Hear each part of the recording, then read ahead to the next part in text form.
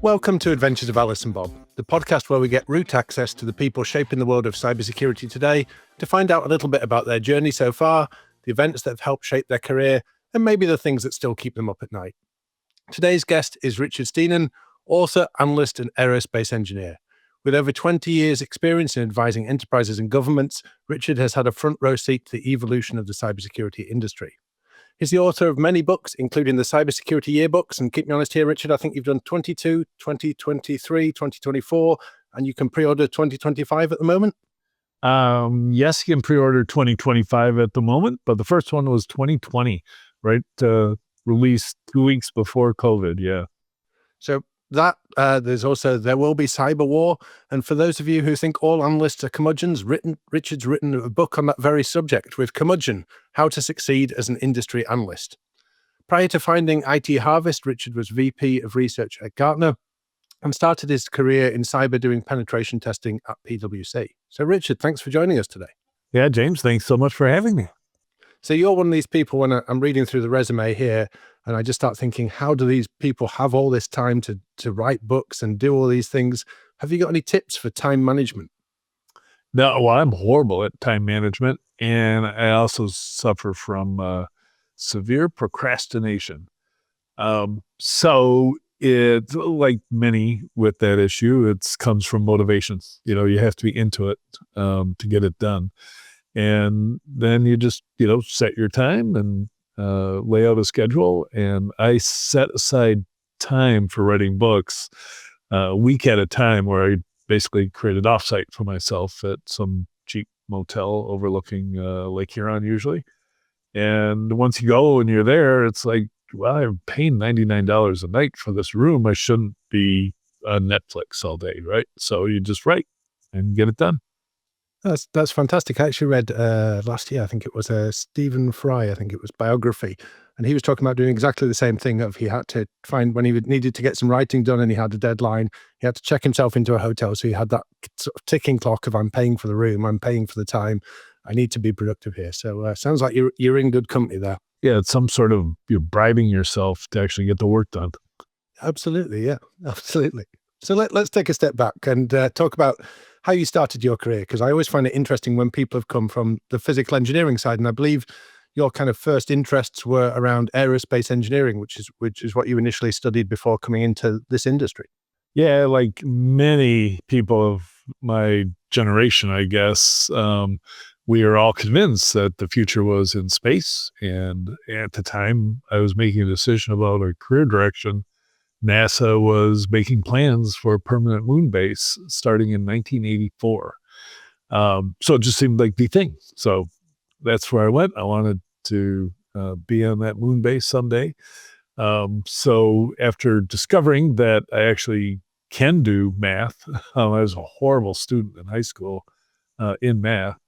But I discovered it early in my college experience that I could do differential equations. I loved them. So I went into aerospace at Michigan and got my degree in aerospace engineering.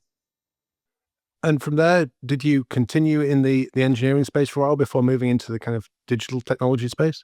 No, so I went right into automotive engineering, because here I am in Ann Arbor, Michigan. And of course, in 1982, when I graduated, there were no rocket jobs left. The only rocket in production was a Titan missile. And that's like, I don't want to make nuclear missiles. So I went to work in automotive and found the challenges, completely fulfilling. I was working on car seats. I was the first mechanical engineer, aerospace engineer hired into a car seat manufacturer, and got to grow with an industry that was going through a transition as the OEMs, GM and Ford, were outsourcing the design of their components to the manufacturers of the components. And it was great. I grew with it from me being the first engineer to hundreds of engineers at what eventually became Johnson Controls. And I actually read a statistic, which I think you verified on your LinkedIn page, which was that aerospace graduates have a 1.7 times higher likelihood of founding a unicorn company compared to their peers. That's right. What do you think about people who've come in through the aerospace route that makes them such great innovators and leaders? Great question. I have noticed that over the years. Certainly, my mentor was aerospace engineer. Can't explain it, and I certainly don't want to take credit or lump myself into that group.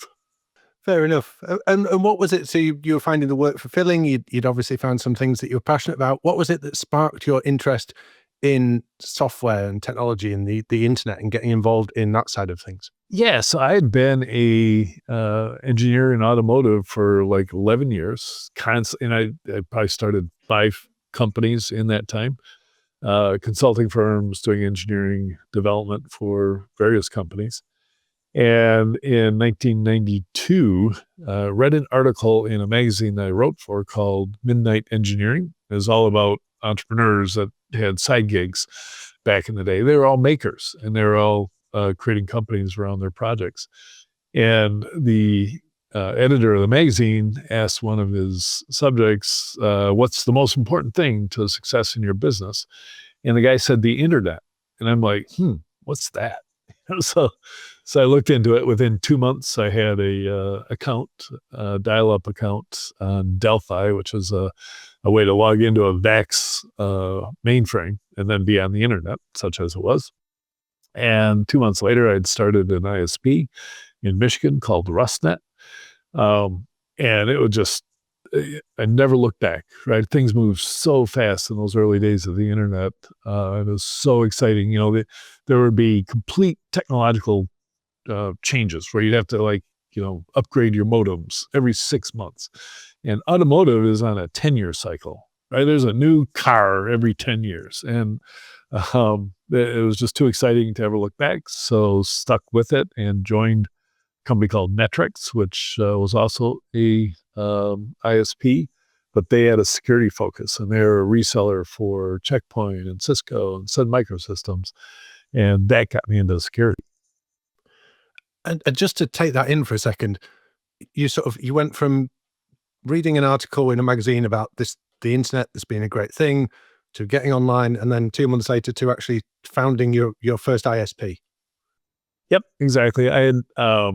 We had a large engineering group, virtual engineering company that I created, and we had a new team working in Australia on GM Holden's new car seats, and I had to manage them, from the United States. And all of a sudden, I could because I had email, and I got them email accounts, and I was deployed for a couple of weeks. I deployed myself to Munich to work at BMW and took my workstation with me.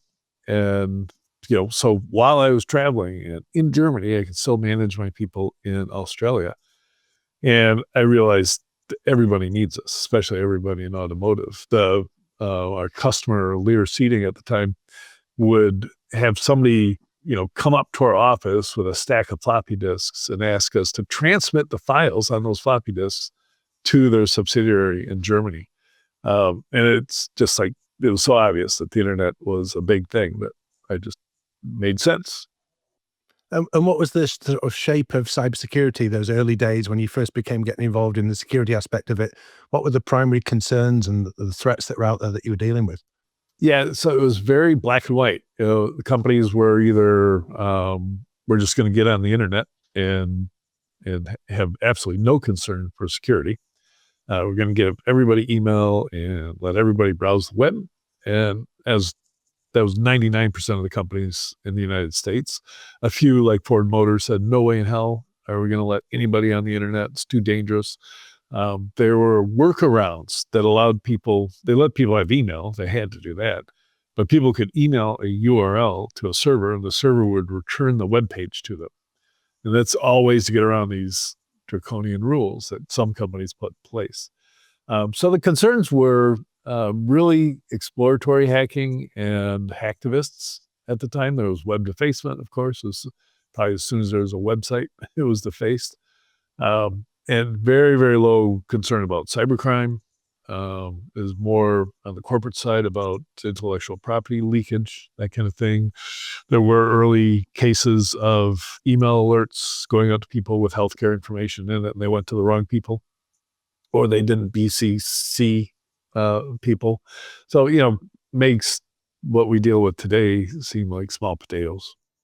Yeah, but of course at the time, everything was a very different pace, and people were very much finding their feet and still learning. And around that time, a huge number of the guests that come on this podcast, that early discovery of the internet and being able to legitimately, or in a lot of cases illegitimately, break into other systems, access data systems that weren't theirs. A lot of people were out there and being very curious, but maybe a lot of the threats that were out there weren't as severe as they were today. The consequences of being hacked wasn't potentially as great back then. Yeah, because I was getting into the internet and had my ISP in the 92 to 95 timeframe. And China had academic research publications talking about using the internet and networks as a means of attack and advantage in warfare. They kind of invented academic study of cyber warfare. And that was in that same time frame, so 1995. So they're just thinking about it, right? It would be 6, 7, 8 years later that Titan Rain occurred. Yeah. And as you were kind of rapidly getting into this new world of the internet and technology, obviously you had a great background in math and various other things like you were saying, and a lot of the terminology we use in the software industry is the same as in the physical industry. Engineering, we're talking about building, architecting, testing things. What did you find translated across there, and what other things were you having to learn as new concepts? So nothing translated. It was all new. The concepts were all new. I remember in particular, so I went to the founders of Checkpoint Software, and on behalf of the Detroit Automotive Consortium for Security, and told them, hey, the better algorithm for secure VPNs is IPsec instead of SD-WAN, which is S-WAN, Secure WAN, which was Checkpoint Software's standard at the time. And they said, oh, okay, we'll develop that. And that turned into their VPN 1 product, which is about 30% of their revenue for most of their existence. And we went to bake-offs, and we got 10 or 12 of the big companies together, Cisco and TimeStep, FTP software. And we meet in these labs around the country. And so I'm going, okay, I'm going to I guess not bake-off, but a interoperability kind of thing. And everybody's going to set up in a lab. So I'm looking for the Taguchi methods, these matrices of tests that they're going to run. And don't forget, I'm not a computer science person. I didn't realize that computer science is completely different from engineering, where in the engineering world, you have to deal with many, many unknowns. So therefore, you have to build something and test it in real life environments. And, because, man, you put a component on the road that happens to be susceptible to the typical kind of salt they put on the roads in Alaska, you're going to have to replace it. So we get in the lab, and these guys just start talking to each other and throwing packets at each other and trying things willy-nilly. And as soon as it worked, they're done. They packed up everything and they went home because we're interoperable. We sent a packet. It gave the right handshake, and it was encrypted, and the packets came in the right order. We're done. And that blew me away. That's what computers are all about. It's like, once it works, you're done. It's not going to change. The weather doesn't change it. The humidity doesn't change it. So it's pretty cool. I think it's interesting now that as you've moved into kind of the cybersecurity world, maybe reflecting back on that, because some of those rigorous standards and testing and edge cases and, what happens if this happens, could there be a critical failure, are often the same things we see coming back to bite us in the technology industry, right? Where a protocol was engineered, someone did it, like you say, just it works, it does the handshake, it sends the data, everyone's happy, but we haven't always built in that threat modeling, that testing for a hostile environment. Do you think there are lessons that could have actually been learned in those early days that would have propelled us maybe further forward? That's a really good point, because you're constantly, as you're designing a component and running it through tests, in the automotive industry, you've got a bunch of federally mandated tests for just about everything.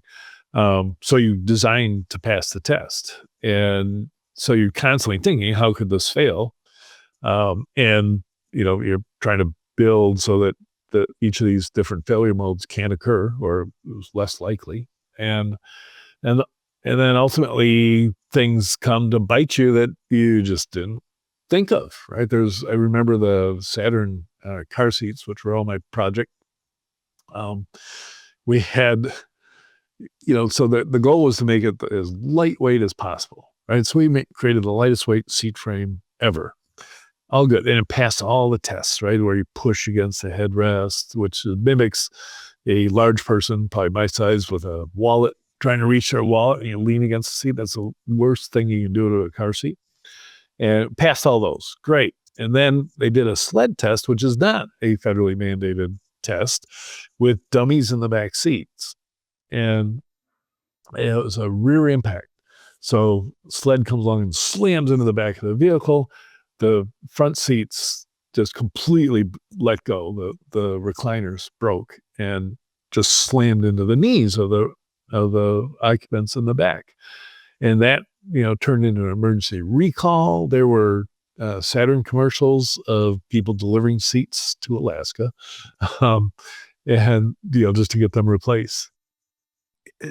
Those unforeseen circumstances, those tests that you haven't thought of, those scenarios that inevitably someone will come across. Yeah, and there is a lot of, and I can observe this. I'm not saying I'm a proponent of it, but the bad guys will do the testing for you, right? All you got to do is monitor, and they will tell you when there's a vulnerability in your system because they'll have exploited it. So if you're feeling gutsy, you just watch them and patch faster than they can take advantage of what they've done. Not necessarily a good practice. We don't have time to get into it here, but there's a lot of talk around kind of the AI defenses that have been vastly overhyped over the past few years, but people are talking about that kind of just dynamic real-time adjusting and patching and all those kind of things, which we probably won't have time to get into that today, but if we do, we'll besides William Gibson figured all that out in about the same time frame we're talking. Yeah, absolutely. Yeah. So, you've been the pioneer, you founded the ISP, you then kind of developed this interest in security. How did you find yourself involved in security and working at PwC? Yeah, so while I was at Netrex, one of the projects we were on was working on a pen test of Volkswagen with a team from PwC. And when I wanted to leave Netrex because they had me in a sales position and I'm a horrible salesperson, I reached out to them and they said, yeah, come on in. And they gave me a job same day that I interviewed. And it was, manager of technical risk. But the job was really pen testing, right? And I guess auditing, because there was a lot of going in either before or after the pen test and checking all the controls that they had. But that was really where I got my exposure to large enterprise, even though I'd been working with automotive all the time. But at PwC, it was big banks. It was obviously technology companies like Dell Computer, BNSF Railroad, and every one of them, same story you hear from anybody who does this is that you could always get in, right? So that was what got me into it, and it's so valuable because it gave me that exposure. And at the time, now everyone is probably very familiar with pen testing and red teaming exercises and, regulation and mandates requiring these in certain industries. But, probably when you were doing it in those days, this was maybe an unfamiliar thing for a lot of companies. What was the process like for getting that in place, and how receptive were the clients to the results? Yeah, PwC at the time, like a lot of audit accounting firms, was also allowed to sell these types of services to their accounting clients. So they already had a connection with the CFO, and they leveraged that to get a connection with the CIOs, because it predates CISOs by several years. So the auditor would say, hey, we really wonder about your security controls on all your IT systems, so you should get an assessment. And maybe that's probably why they don't allow that to happen anymore. If you're if you're using PwC as your auditor, you have to use, KPMG for your security assessments. So that's kind of how we got the foot in the door. And mind you, I noticed practically all the CFOs we worked with had graduated from PwC at some point. So it's this little community. But there were some, like state governments would put out RFPs, et cetera. I spent a lot of time putting together these 90-page proposals. And back then it was, I thought it was extremely expensive. We charged like $90,000 for a security assessment. And so it made it very easy for startups to come along, or individuals just say, hey, I'll do it for $20,000. And later on, when I was at Gartner, I'd advise people, look, if you really want to know about how people can get into your systems and you want very technical people to do it, you go with a small firm, a local firm, right? 1 or 2 people. They're better than PwC, who, would hire a bunch of MBAs and then train them up on whatever they had to get done. So, and when we think about like the security posture of organizations today, there's a huge amount of focus on things like identity security and compromised accounts, but that wasn't always the case. And I believe in your pen testing days, you actually had difficulty convincing Dell that it was a compromised accounts online were an issue for their e-commerce site, something, organizations are still battling with today. So maybe you could set the scene on what that engagement was like and what you found. Sure. Yeah, it was fun. So we pulled together a team of about 8 of us to go into Dell, and instructed not to bring our Lenovo laptops to the meetings. So we had to leave those behind. Only the partner that had the account and had a Dell computer could bring their computer. And it was, it was multifaceted, but the first part was, okay, we're going to try and hack into Dell from the outside. And Dell at the time was, in all the magazines because they had the biggest e-commerce site in the world, right? They were doing $20 million a day of computer sales on the internet. And, the Scott McNeely at Sun Microsystems would keep pointing to them as an example of what you should be doing with this newfangled internet thing. And so we go in there and, they actually showed us the network diagram for their internet connectivity, and they're dual home, so they could, make sure that it was up all the time. They had big Cisco routers and switches that had access control lists in them, and basically everything was shut down except port 80 and 443. So if you hammered it from the outside, you're starting with Nmap and CyberCop and all the rest of the tools, you wouldn't see anything, right? This is like nothing we get in. They had installed large checkpoint firewalls in front of those switches, just because checkpoint had introduced the ability to detect and stop SYN floods, and which was the most innovative DDoS type of attack at the time. So, okay, dual firewalls, dual switches, and when I did the internal review of their rules, it was very, very simple, right? It was deny all except port 80 and 443. And then about 25 separate rules that allowed Michael Dell to get in from the outside. So he could work from home. So very personal rules. I couldn't figure out problem. We should have tried to hack into his computer because that would have gotten us in with a lot more control. But as a team, we were getting ready to give up. We had war dialed their offices and couldn't get much beyond a few voicemail systems that didn't have passwords set on them, things like that. Totally scanned from the outside. So I remember just going, let me think about this now. They claim they do 20 million in sales. How do they do that? And in poking around, I discovered that most of their sales isn't by people providing credit cards to buy $3,000 computers. It was regular business purchase order arrangement. And those customers, many of whom were university systems, were universities. And I said, hey, universities, they have horrible security. They don't even believe in security. They have like this anti-security religion. They call it academic freedom, right? Which it's not in the Constitution. That's not a thing, right? It's just this imaginary we get to do whatever we want and nobody gets in our way. So one of the things that they did that they probably shouldn't have was for staff members, they had a website page that would tell them how to order new Dell equipment when they first come on board, whatever. And that page gave me, I did a Alta Vista search for Dell username, password, and found 6 universities that had done this. Just here's the username and password for logging into Dell and ordering your computer. And and here's the purchase orders for the ones that are in process. So you just grab that, PDF, modify it so you'd have a new purchase order and just submit it directly to Dell and ship a computer anywhere in the country.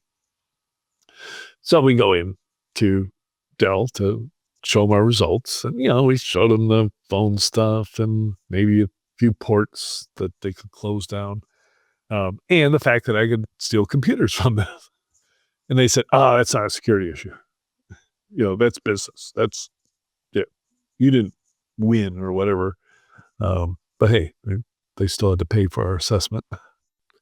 I mean, it's interesting listening to you talk there because I'm just kind of ticking off a lot of the things that when you talk to people doing security assessments today, that kind of open source intelligence gathering, kind of the Google hacking, Google foo stuff, going out there to see what you can find, supply chain compromise, credential compromise, you're ticking all those boxes. But again, at the time, it wasn't seen it because it wasn't a technical issue with their firewall, their switches, their website.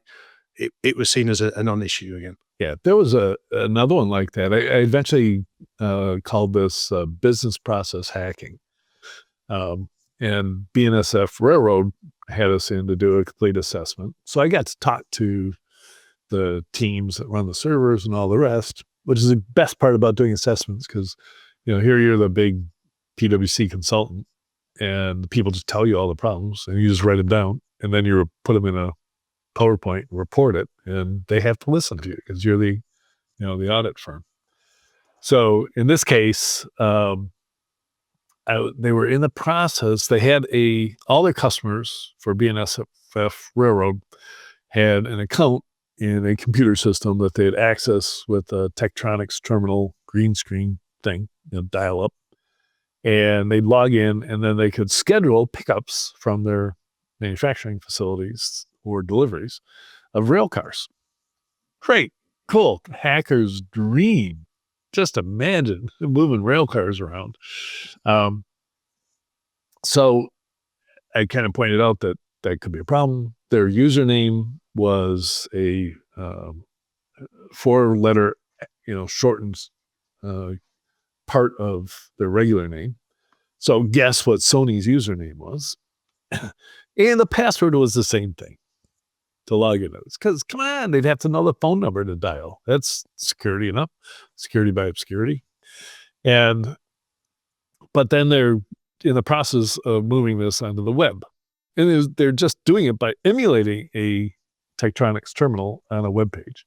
And so now you log in anywhere from the web to order these things around. And I'm like, that sounds like a problem to me. And so I brought it up to a team. He says, yeah, you're right. In Chicago at the big rail yards there, they have their biggest problem is people jumping on the rail cars and breaking them open and throwing things out on the tracks for their compatriots to pick up. And the problem is so rampant that they would hire helicopters to fly over the rail yards all night long with searchlights to track the cars as they left the rail yard. And there was an insider telling the criminals, probably gangs of kids, which cars to break into, right? This is where the Sony stuff is. Imagine if you just could log in and find out all that information. So I hope they have some controls on that today. they probably do have two-factor, but it's probably still Sony.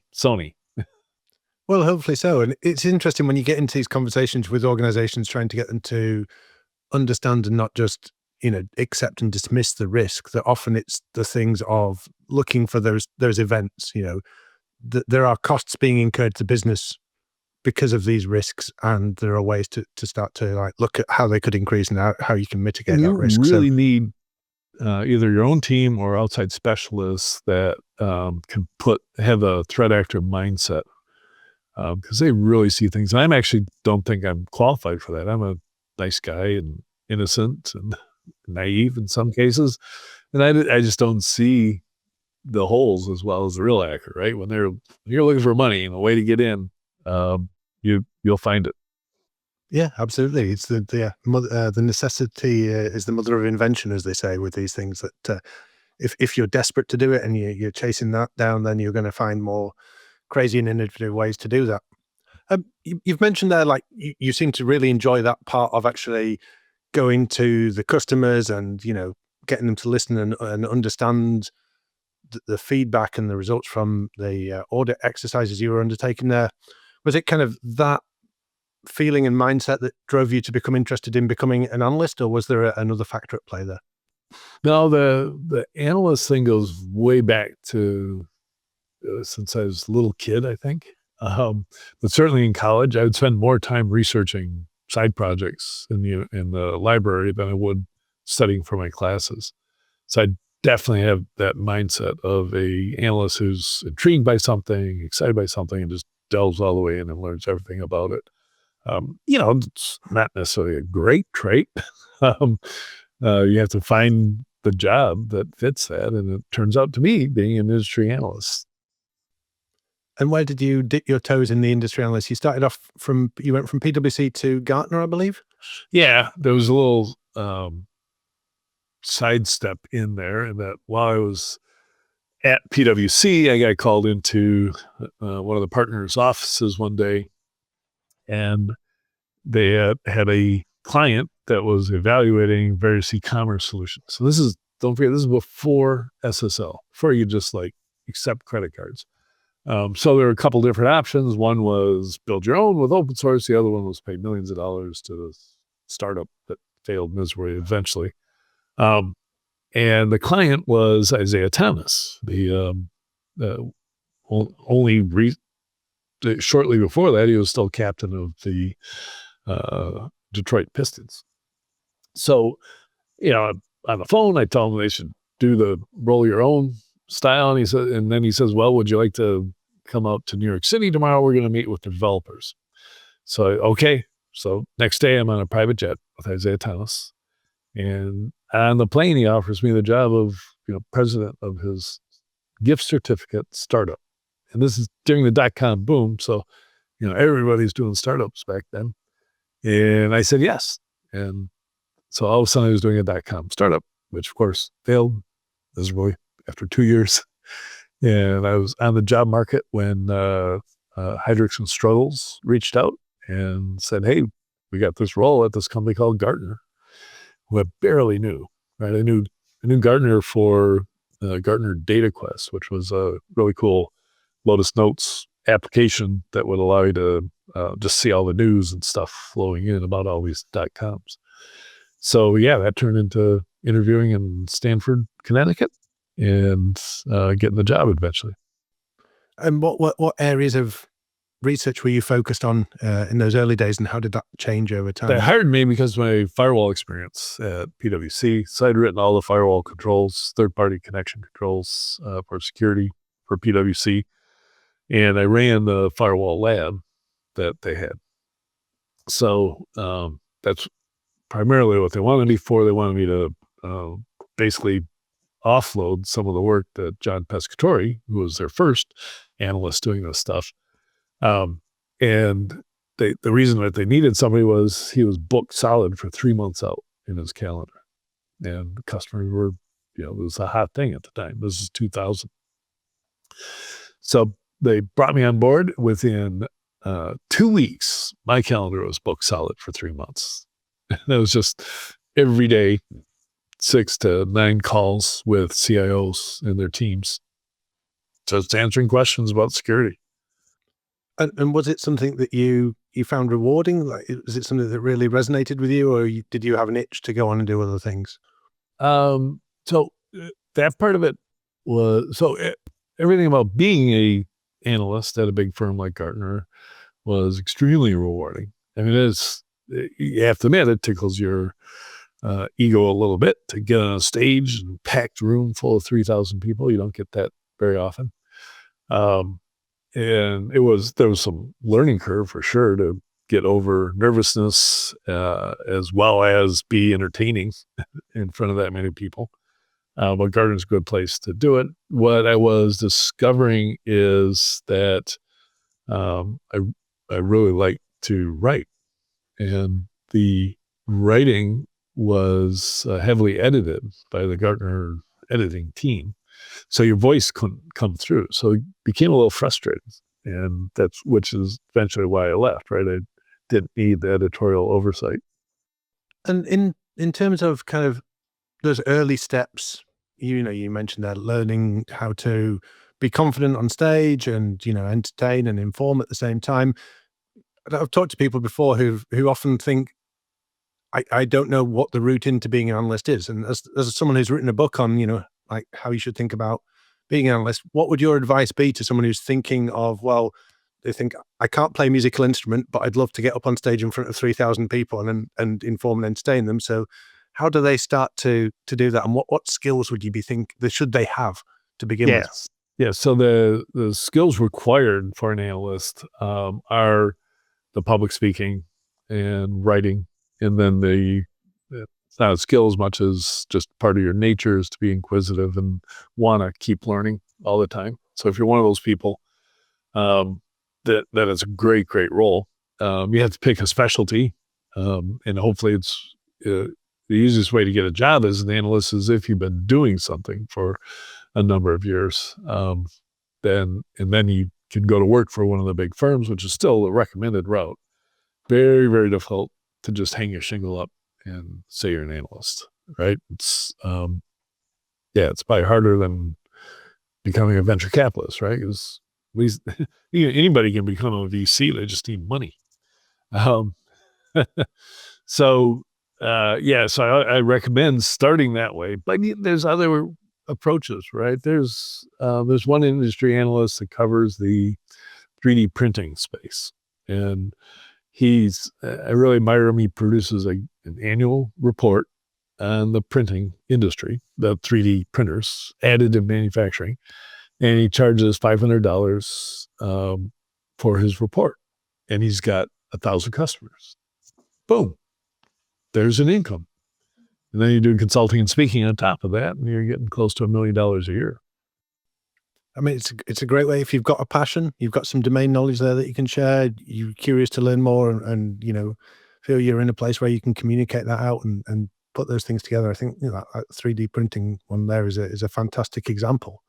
One of the things that, often when we talk about the kind of the big analyst firms, the Gartners of the world, and some of the things you've hinted at, it is a bit like being a rock star. And I believe on occasions you've been invited to fly on, private corporate jets as a kind of high-flying analyst. But I believe with Symantec, it wasn't quite plain sailing, and there was a bit of turbulence for you on the way. So maybe you could tell us a little bit about the challenges you faced there.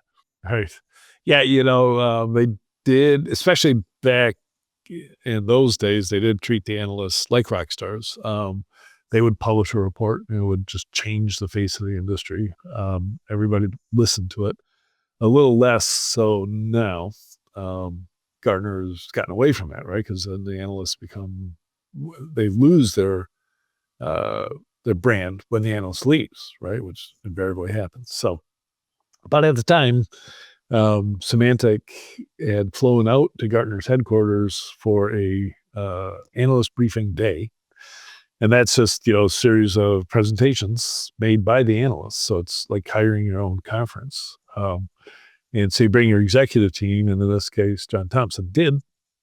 And it's a little conference center, with mini stadium seating, I guess. And I presented on the future of cybersecurity threats or something.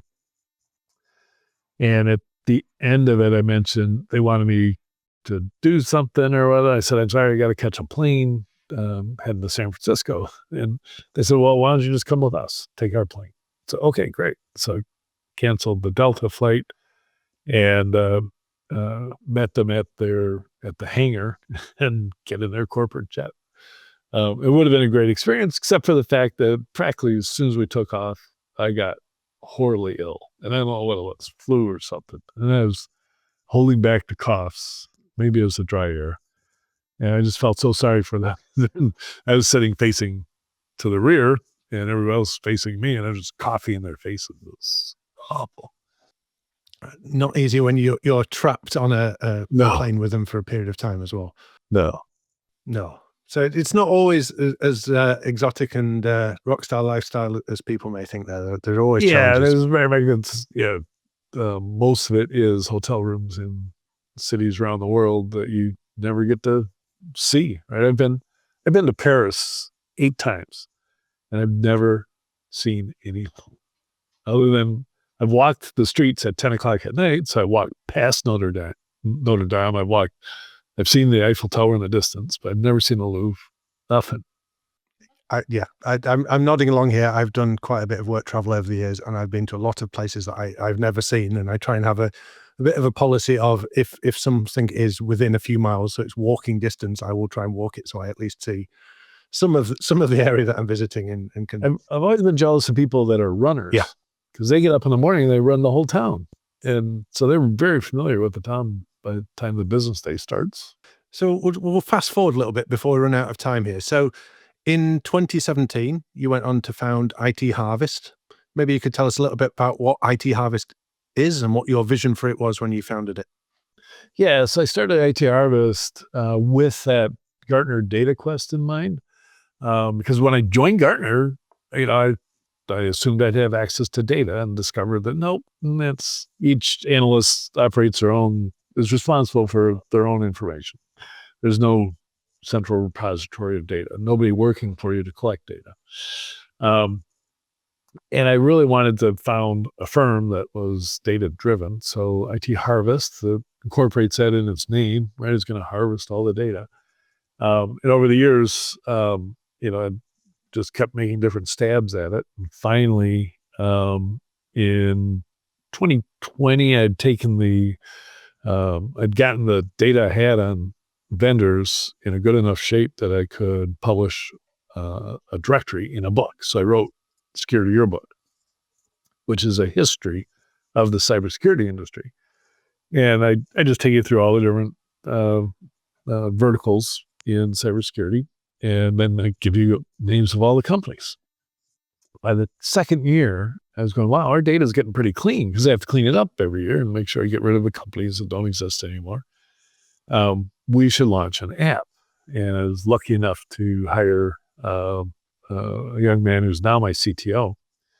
And we built this amazing app that lets you just delve into, slice and dice, cut the data in any way so you can look at drill into very, very small segments, hardware security modules, and understand how big that market is and who all the players are.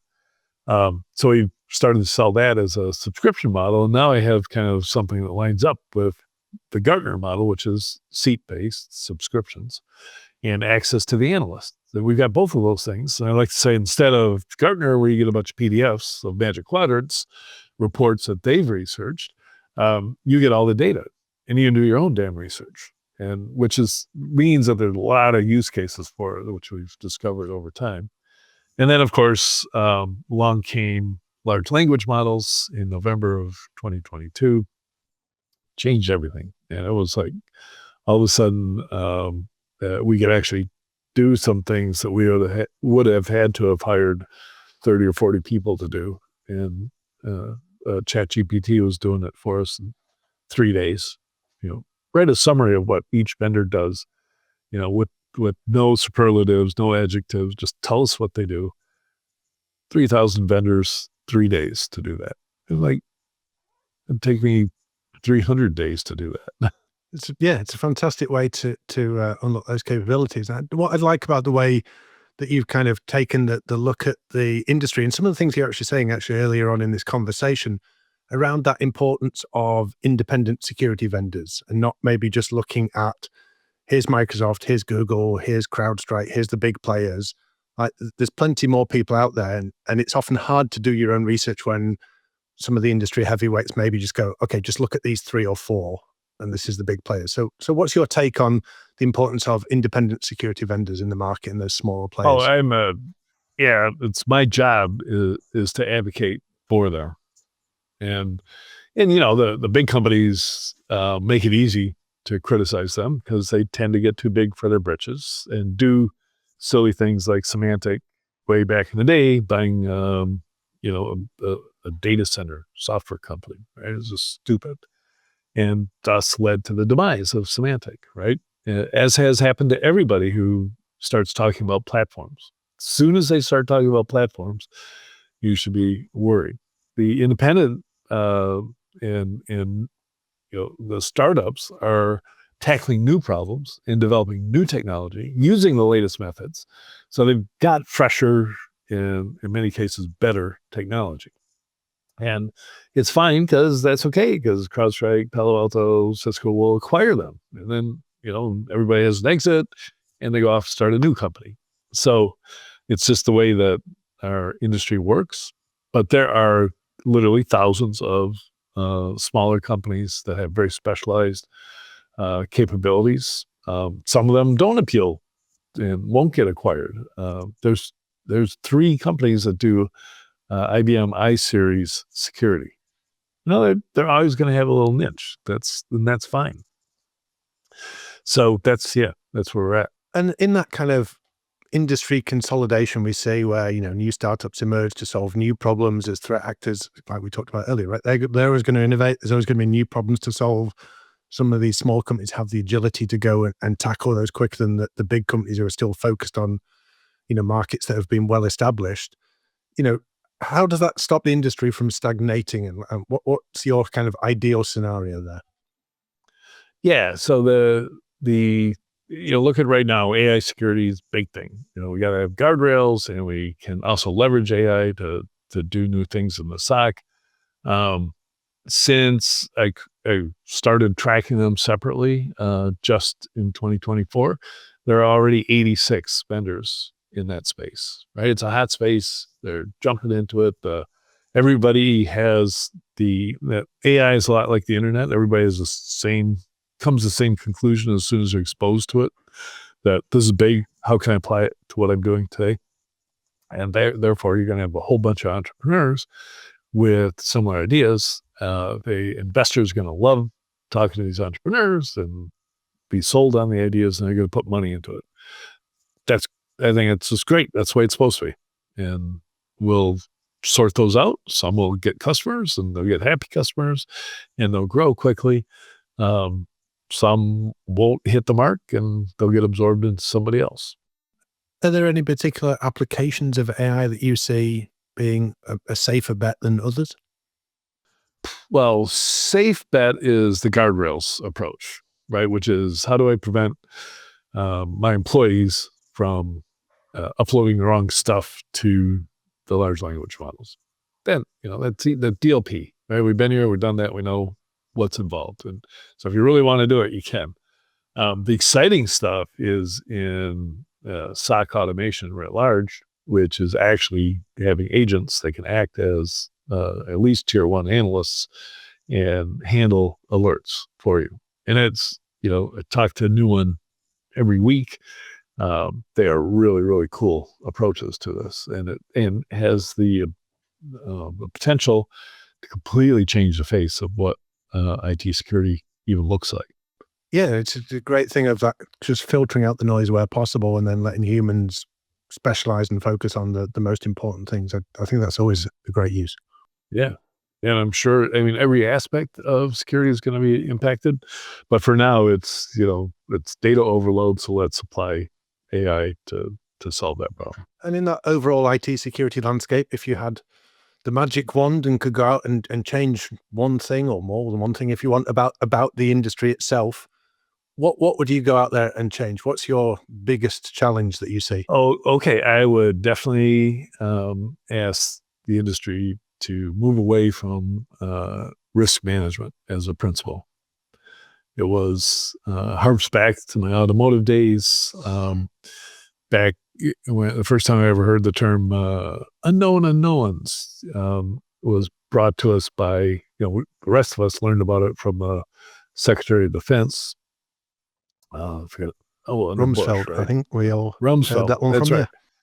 Yeah, he came, between his stints as Secretary of Defense, he went into financial services, and he came away with that risk, language, and he applied it to the military, and the military sucked it into their cyber world and adapted it. So all of a sudden, everybody's, using risk management principles, which is a complete non-starter.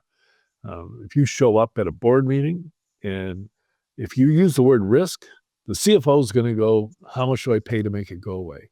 And they don't mean how much I pay you to buy a tool or hire people. They mean what insurance company is going to cover us for that risk. And so we just got into this cycle of thinking we can offload risk, which we can't. And besides that, you can't define risk. Nobody agrees on what it is.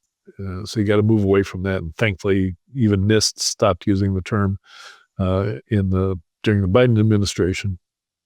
And I hope they don't go back to it. How would you, if there's a company out there who's thinking, oh dear, this is very much how we talk in our meetings and boardroom, how would you advise they shift away from talking about risk and talk about things in a more effective way? It's more effective always to talk about threats.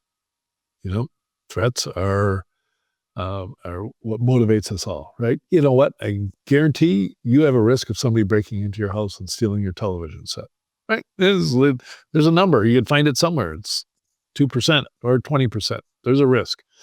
And you won't do anything until your neighbor's house is broken into and the television set's stolen. And then you'll do something. Now, mind you, then you'll put in, stronger windows and alarms on your windows and all the rest.